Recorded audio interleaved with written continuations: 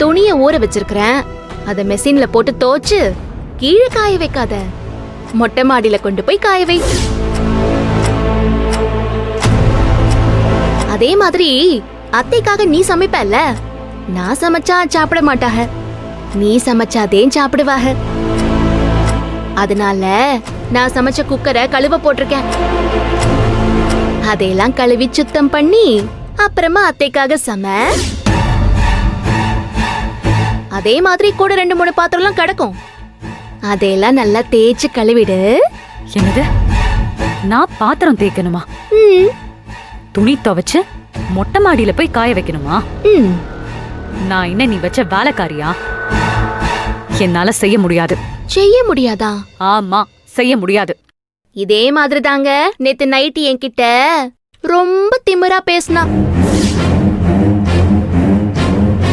அதுவும் இவதே பணத்தை ஒளிச்சு வச்சிருக்கான்னு கையும் களவுமா மாட்டினதுக்கு அப்புறம்.